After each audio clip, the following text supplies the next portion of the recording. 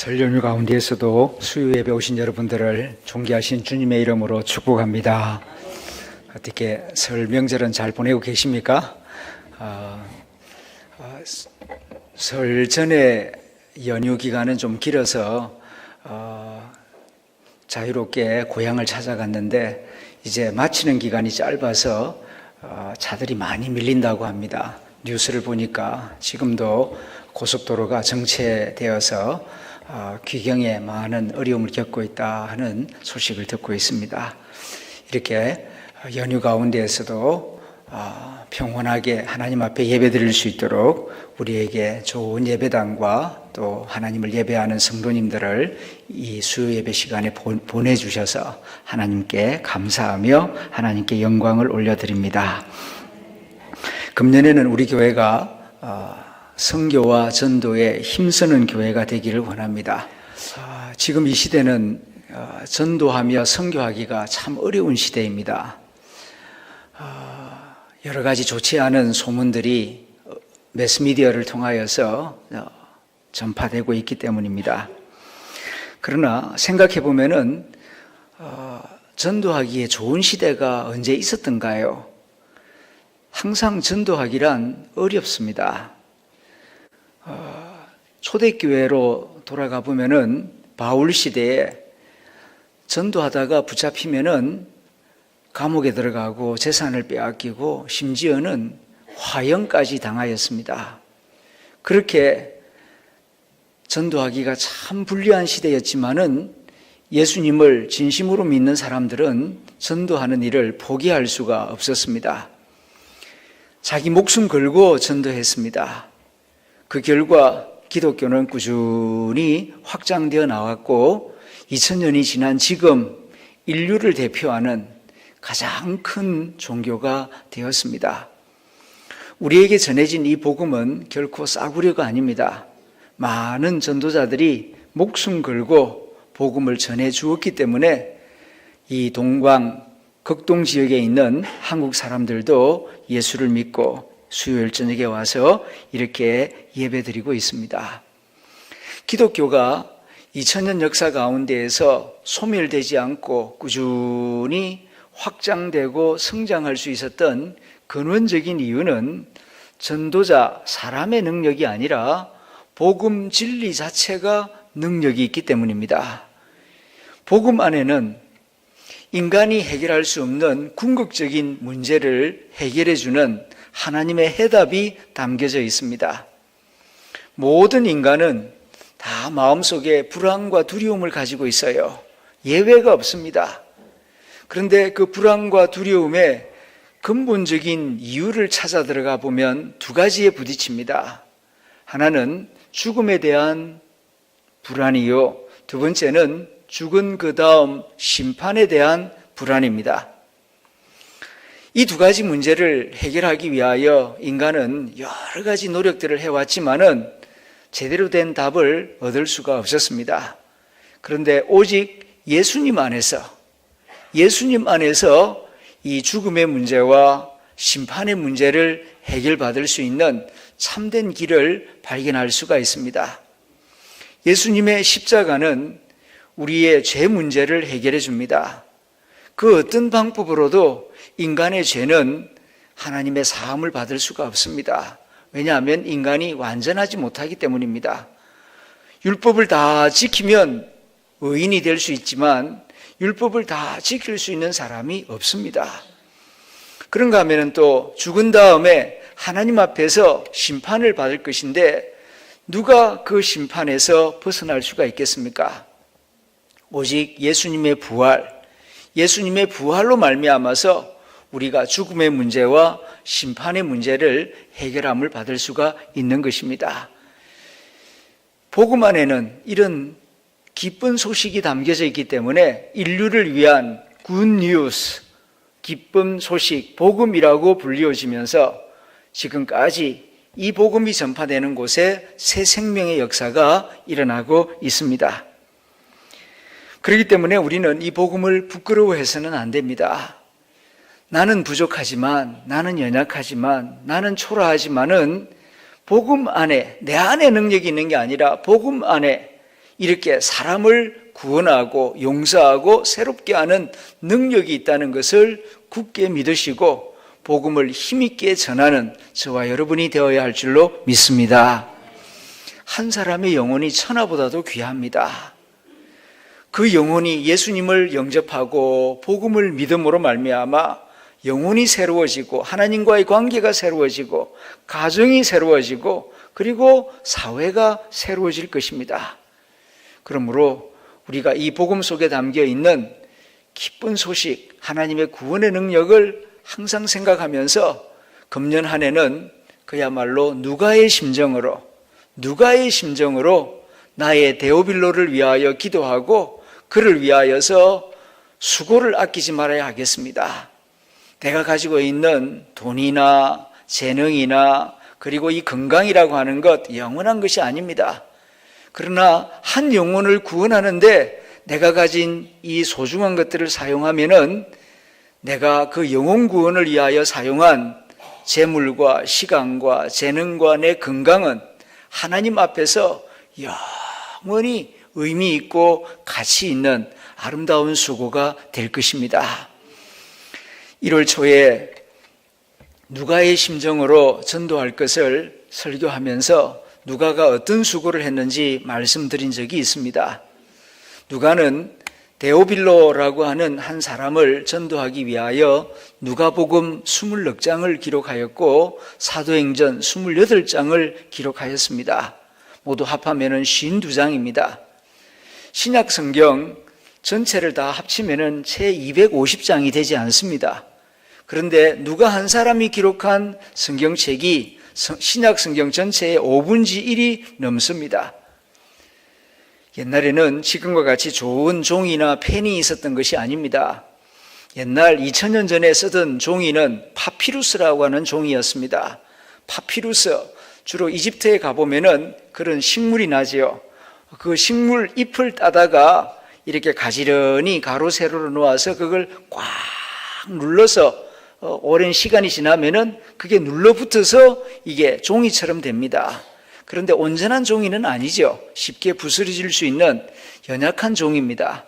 그런데 거기다가 세기틀에다가 그 잉크, 먹을 갈아가지고 그걸 찍어가지고 한자 한자 글씨를 쓰게 됩니다. 틀리게 되면은 지울 수도 없습니다.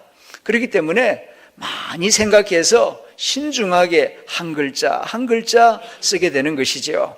그렇게 해서 누가복음 24장을 쓰게 되었고 그리고 나중에는 사도행전 28장을 기록하였습니다. 그렇게 두 개의 편지를 쓰는데 적어도 몇 달 이상 걸렸을 것입니다. 그러나 그 한 사람을 주님께로만 인도할 수 있다면은 그의 수고는 전혀 아까운 것이 아니었습니다. 이렇게 한 영혼을 뜨겁게 사랑하는 마음으로 긴 편지를 2권이나 썼는데 그 영혼을 사랑하는 마음이 하나님이 보시기에 너무나 아름다운 마음이었기 때문에 후대에 이와 같이 성경이 되게 하셨습니다. 여기에 하나님의 놀라운 섭리가 있습니다. 누가는 자기가 쓴 편지가 성경의 일부분이 되게 하려는 욕심으로 편지를 쓴 것이 아닙니다. 그저 순수하고 단순한 마음으로 한 영혼을 주님께로 인도할 수만 있다면 더 바랄 것이 없다는 이런 마음으로 편지를 정성을 다하여 썼는데 영혼을 사랑하여 쓴 그 편지를 하나님께서는 성경의 일부분이 되게 하여 2000년 동안 교회에서 그의 편지를 읽으며 영혼을 뜨겁게 사랑하는 누가의 심정을 온 세상에 전파하는 매개체로 하나님이 사용하고 계십니다. 하나님은 사랑이십니다. 그렇기 때문에 한 영혼을 뜨겁게 사랑하는 마음을 가지면은 하나님은 그 마음을 자신의 마음과 같이 귀하게 보시는 것입니다. 지나고 보면은 남는 것은 사랑밖에 없어요. 특별히 한 영혼을 뜨겁게 사랑하는 그 마음은 하나님께서 두고 영원히 기억되게 하는 그런 섭리로 역사하시는 것을 보게 됩니다. 금년 한 해 누군가를 주님께로 인도하기 위하여 누가의 심정으로 나의 수고를 아끼지 않고 기도하고 정성을 기울이는 의미 있는 한 해가 될 수 있기를 다시 한번 주님의 이름으로 권면드립니다. 우리 교회 안에 보면은 이미 누가의 심정으로 기도하며 전도하기 위하여 수고를 아끼지 않는 그런 성도들이 여러 분 있습니다. 신방을 하면서 상담을 하면서 그런 이야기를 들을 때가 있습니다. 참 얼마나 고맙고 감사하고 그리고 그분이 얼마나 아름답게 보이는지 모릅니다. 한 분 집사님의 이야기를 들었습니다. 사업을 하다가 쫄딱 망했습니다. 그래서 그걸 다 정리하고 좀 쉬기도 할 겸 마음을 추스르기 위해서 저 동해안 영덕으로 내려갔답니다. 거기서 작은 어촌 마을에서 한 1년간 지내게 되었는데 거기서 조용히 기도하며 찬양하며 하나님을 의지하면서 그 해안가를 거닐곤 하였습니다. 그러다가 그 시골 어촌 사람들을 유심히 관찰할 기회가 있었는데 한 집을 유심히 살펴보게 되었습니다. 그 집은 우상과 술과 도박으로 집안 전체가 아주 큰 어려움을 당하고 있는 집안이었습니다. 부부가 제대로 화목하게 살지를 못하니까 집에 있는 아이들도 다 방치되어 있었습니다. 아이들을 보니까 얼마나 참 불쌍한지 엄마는 가출을 하고 아빠는 노름과 술 중독에 빠져 있었습니다. 그 아이가 불쌍한 마음이 들어서 다가가서 가끔 간식도 사다 주고 또 목욕탕 갈 때에 그 아이도 데리고 가서 같이 목욕을 하고 때를 씻겨주고 그 아이의 친구가 되어 주었답니다. 그러다가 또 동네 교회도 데리고 갔습니다. 그랬더니 늘 혼자 지내던 그 아이가 이렇게 아저씨 친구가 생기니까 얼굴이 점점 밝아지기 시작했습니다. 그러던 어느 날 그 아이 아버지가 어떻게 알았는지 이 집사님을 찾아왔습니다. 너무너무 고맙다고, 그동안 내가 아이를 제대로 보살피지 못했는데 우리 아이를 챙겨주어서 고맙다고. 그래서 그 아버지하고도 이제 친구가 되었습니다. 말벗이 되고 함께 음식도 나누고 그러다가 기회를 봐서 전도를 했습니다. 나도 교회 나가겠다고. 그리고 술과 도박을 끊고 새 사람이 되었습니다. 물론 어느 날 갑자기 된 것은 아니고 몇 달에 걸쳐서 점진적으로 일어난 변화였습니다. 1년이 지나서 다시 대구로 돌아왔다가 몇 년이 지난 다음 그 영덕 어촌 마을을 다시 찾아가니까 그 아이는 훌쩍 커가지고 벌써 대학교에 입학을 해서 대학을 다니는 대학생이 되었고 그 아버지는 이제 그 마을 이장 일을 보는 이장님이 되어 있었습니다. 얼마나 참 보람되고 얼마나 참 감사한지 나의 수고는 보잘것없었는데 그저 몇 번 간식 사주고 목욕탕 데려가고 그리고 기회 봐서 같이 교회 다니십시다. 그리고 말벗이 되어주고 친구가 되어주는 그 정도밖에 수고가 없었는데 그 작은 전도로 인하여서 그 아이가 변하고 그 아이 아버지가 변하고 그리고 가정이 회복되어서 마을의 이장일을 보게 되는 그 모습을 볼 때 얼마나 보람되고 얼마나 행복했는지 모른다 하는 간증을 들은 적이 있습니다. 전도는 적은 것 같지만은 사람을 변화시키고 가정을 변화시키고 미래를 변화시키는 놀라운 능력을 가지고 있습니다. 지난번에 교회 안에 있는 데오빌로를 위하여 또 교회 밖에 있는 데오빌로를 위하여 1월 달에 설교한 적이 있었습니다. 그때에 이거두리라고 하는 인물을 예화로 소개한 적이 있었지요. 정말 아름다운 이야기라고 생각이 되어서 이 시간 다시 한번 말씀을 드리고자 합니다. 그는 일제강점기 전주에서 살았습니다. 그런데 어릴 적에 이 눈 치료를 제대로 받지 못해서 한평생 이 애꾸눈으로 살아가지요. 그러나 그는 가난한 사람들을 많이 보살펴서 이 애꾸눈 거지대장이라고 하는 별명을 얻었습니다. 그의 본명은 이보환이었습니다마는 길을 걸어 다닐 때마다 거두리로다 거두리로다 기쁨으로다 늘 거두리로다. 그 찬양을 하도 열심히 부르면서 다니니까 전주 시민들이 이름은 안 부르고 이거두리 별명을 그렇게 지어주었습니다.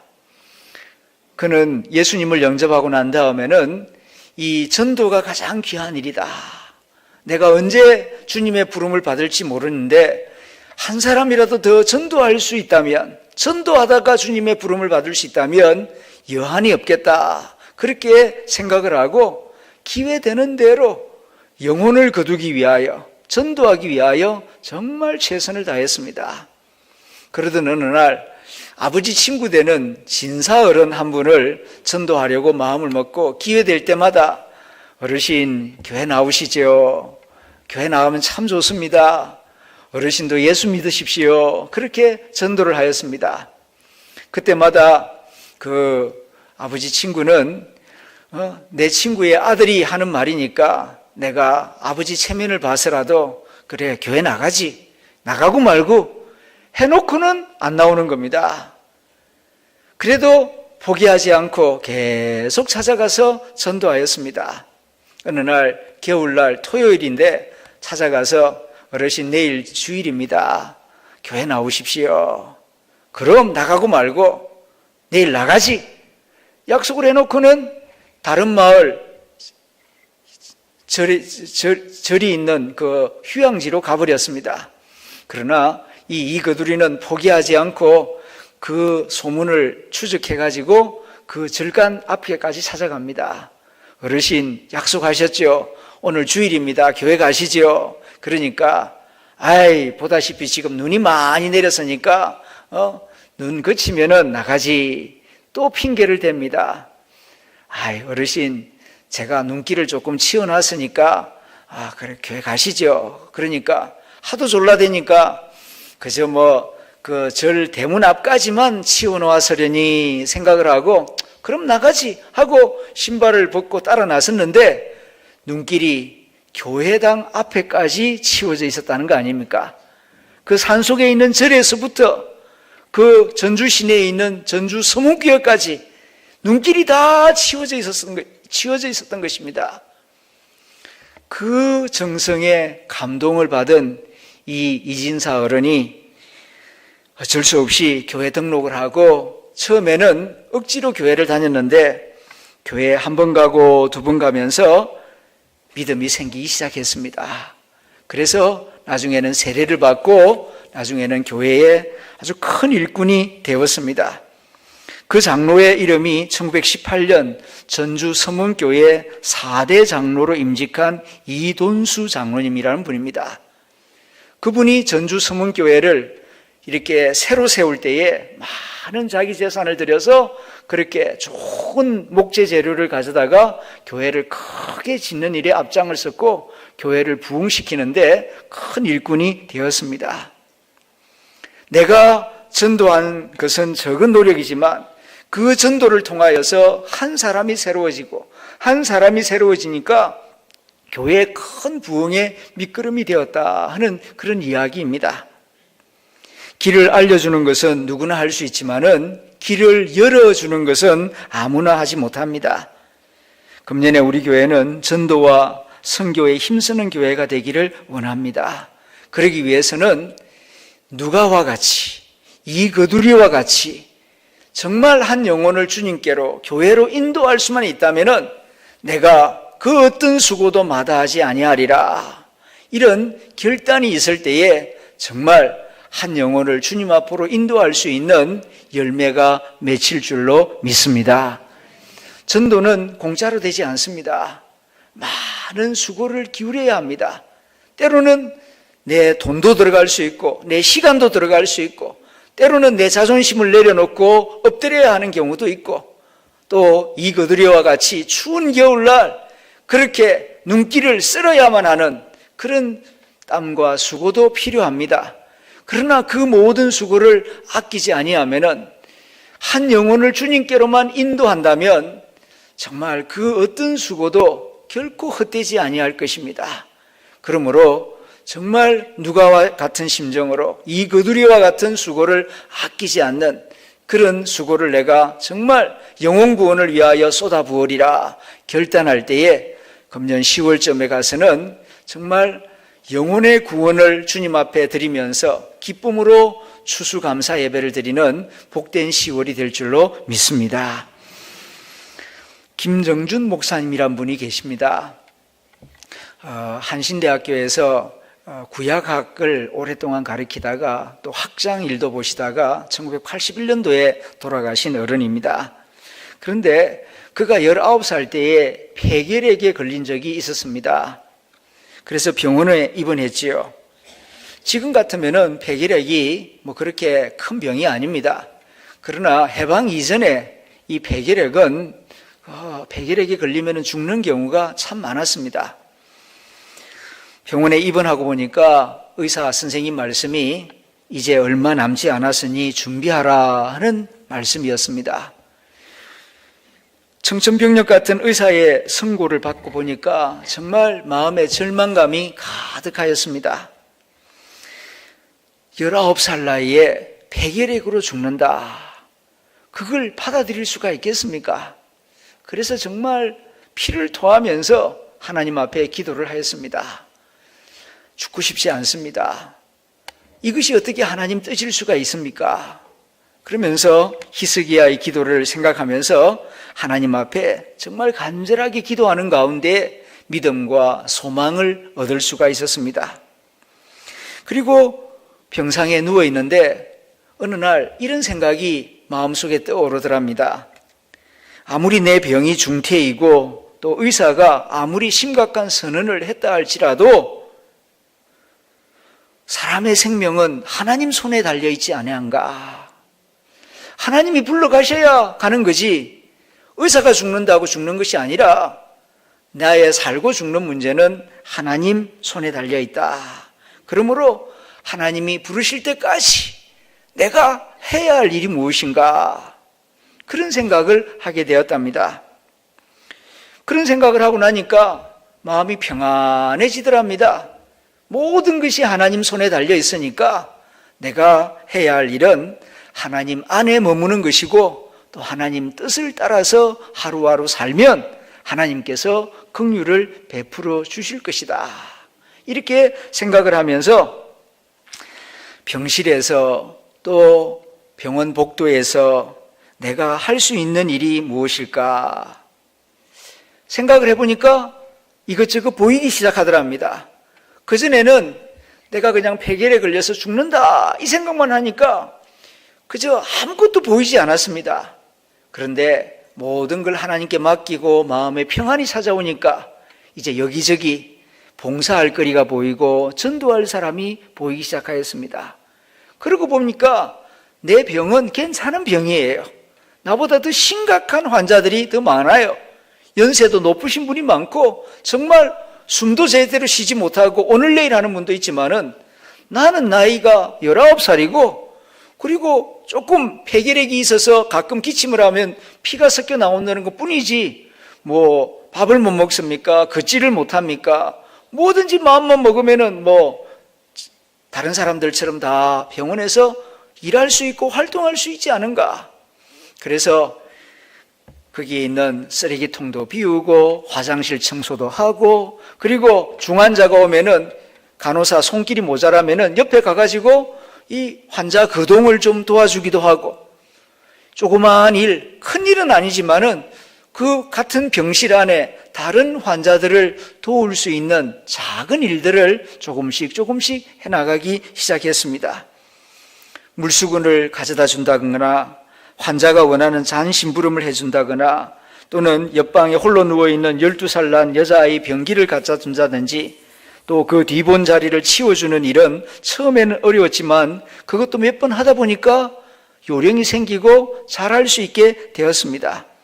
어떤 경우에는 환자가 악을 써가며 간호원을 불러도 아무도 나타나지 않을 때에는 옆방에 있는 그가 찾아가서 위로하며 밤새 곁에 같이 읽으면서 성경을 읽어주기도 하고 찬송가 가사를 조용히 불러주기도 하였습니다. 이 일을 하다 보니까 그 일이 환우들에게도 도움이 되지만은 그렇게 밤새 잠을 자지 못하고 비명을 지르고 불평하고 원망하는 그런 환우들을 조용하게 도와주니까, 그리고 그 환우가 평안해지니까 다른 환우들도 편안하게 잠을 잘 수 있게 되고, 이로 인하여서 이 김정준 환자의 그 아름다운 선행이 그 병실 안에 소문을 타고 조금씩 퍼져나가기 시작했습니다. 가만히 보니까 혼자 있는 시간 뭐하나, 다른 환자들이 가만히 보니까 책을 읽어요. 가까이 다가가서 물어봅니다. 그게 뭔 책이요? 성경책입니다. 성경책 참 어렵던데. 아닙니다. 그리고 그 내용을 이렇게 쉬운 말로 아주 재미있게 설명을 해줍니다. 그러니까 사람들이 병원 안에서 별 소일거리가 없으니까 그가 하는 이야기에 귀를 기울입니다. 그리고 마음의 불안과 두려움을 느낄 때에는 찾아와서 기도해 달라고 부탁을 합니다. 이렇게 한 6개월을 지나다 보니까 그의 주변에는 믿는 사람들이 많이 생겨났습니다. 병실에서 예배를 드릴 수가 없어서 병원 복도에 주일날이면은 믿고 싶어하는 환우들과 믿는 사람들을 불러 모아서 20-30명 거기서 예배를 드렸어요. 그러다가 이 김정준 청년은 차츰 차도가 있어서 몸이 회복이 되었습니다. 그래서 의사가 신기하다고 퇴원하라고, 그래서 그는 퇴원을 하였고 학교에 들어가서 공부를 마치고 또 유학길이 열려서 미국에서 공부를 하고 다시 돌아와서 모교인 한신대학에서 구약학을 가르치다가 학장까지 일을 보시다가 1981년 연수가 다 되어 하나님의 부르심을 받았습니다. 나이가 많다고요? 내 몸이 아파서 전도 못하겠다고요? 아닙니다. 마음의 문제입니다. 그건 핑계에 불과해요. 어떤 환경 가운데 있든지 부유하면 부유한 사람에게 전도하기 좋은 기회고, 가난하면 가난한 사람에게 전도할 수 있고, 건강하면 건강한 사람에게 다가가기 좋고, 병약하면은 건강한 사람은 다가가도 잘 말 듣지 않습니다. 네야 몸이 건강하니까 감사하겠지. 나는 이렇게 몸이 병들어서 얼마나 불안하고 두려운데.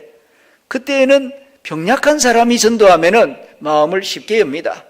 내게 주어진 이 모든 형편과 처지가 선교하기 위한 통로가 된다는 것을 생각한다면은 어떤 형편과 처지 가운데에서도 복음을 전할 수 있는 좋은 기회로 만들어 나갈 수가 있을 것입니다. 있는 그곳에서 불평하지 않고 내게 주신 이 형편과 처지를 선교적으로 잘 이해하고 활용해 나간다면은 하나님께서 그곳에서 영광을 받으실 것입니다. 그리고 하나님께서 영광을 받으시고 가만히 있지 않습니다. 하나님의 이름을 높이고 영혼을 구원한 그 일에 헌신하는 사람을 하나님께서 왜 그냥 가만히 두며 초라하게 만드시겠습니까? 틀림없이 그를 영화롭게 하실 것입니다. 우리 주 예수님께서 말씀하셨습니다. 가장 큰 계명이 무엇인가? 그것은 하나님 사랑, 이웃 사랑이다 말씀하셨습니다.